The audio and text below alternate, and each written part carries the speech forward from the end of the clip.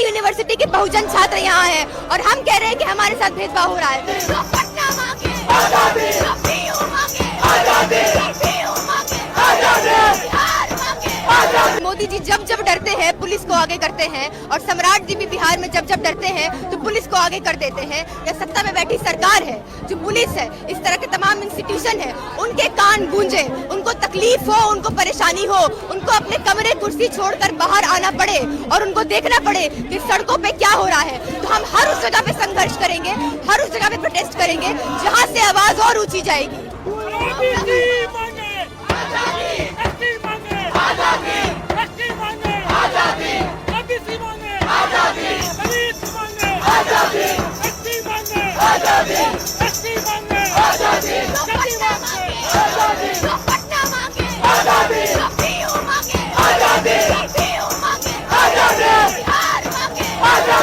ये जो एनडीए की सरकार है, भाजपा जदयू की सरकार है और केंद्र में बैठी जो भाजपा आरएसएस की सरकार है, जो संघ की सरकार है, उसने सुप्रीम कोर्ट और पुलिस दोनों जो एक कॉन्स्टिट्यूशनल इंस्टीट्यूशन है उसको पूरी तरह से अपना टूल बना दिया है। और मोदी जी जब जब डरते हैं पुलिस को आगे करते हैं और सम्राट जी भी बिहार में जब जब डरते हैं तो पुलिस को आगे कर देते हैं। हमारा जो ये मार्च था, आज जो पटना यूनिवर्सिटी के तमाम स्टूडेंट्स का कॉल था, हमने इसको मंडल 2.0 का नाम दिया है और उसी जोश से हम यहाँ पे संघर्ष कर रहे हैं यूजीसी एक्ट पे जो स्टे लगा है उसको हटाने के लिए। और ये जितना भी हम पर दमन कर ले, हमको रोक ले, ये मार्च ऐसे ही चलता रहेगा, ये संघर्ष ऐसे ही चलता रहेगा और रोज हम सड़कों पे उतरे रहेंगे। कई साथियों को डिटेन कर लिया गया और भी पुलिस तैयारी कर रही है, तो आप लोगों को डर नहीं लग रहा है पीछे हट जाए?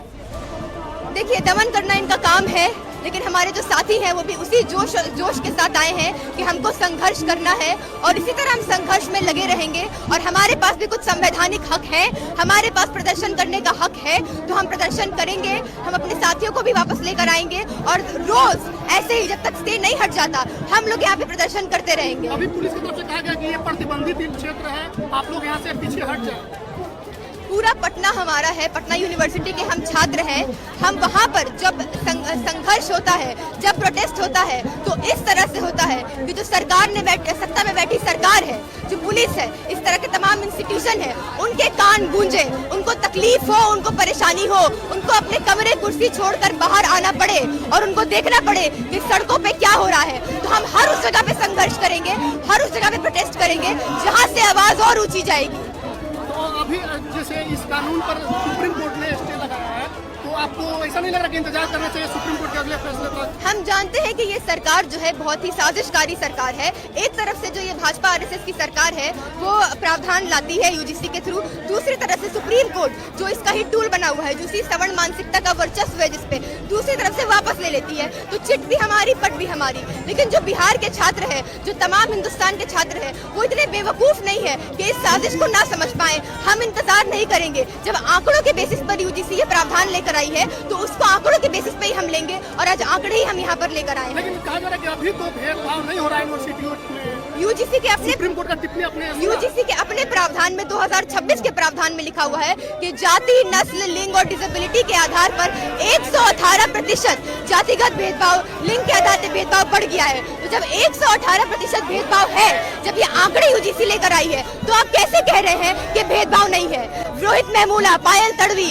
दर्शन सोलंकी, एंजल चकमा जैसे सब लोगों ने अपनी जान दी है, तो आप कैसे कह रहे हैं कि भेदभाव नहीं है? हम पटना यूनिवर्सिटी के बहुजन छात्र यहाँ हैं और हम कह रहे हैं कि हमारे साथ भेदभाव हो रहा है, तो आप कैसे कह रहे हैं कि हमारे साथ भेदभाव नहीं हो रहा है? अगला स्टेप क्या होगा? आज तो आप सड़कों पर आए, अगला स्टेप क्या है? हम इसी तरह से सड़कों पर आए रहेंगे और जितना हम इस सरकार को हिला पाएंगे उतना हिलाते रहेंगे। जितना दम लगेगा इनको इनकी एसी वाले रूम से, कुर्सी से उठाकर लाने में, उतना दम हम लगाते रहेंगे। रोज ही सड़कों पे उतरे रहेंगे और स्टे को हटवाएंगे।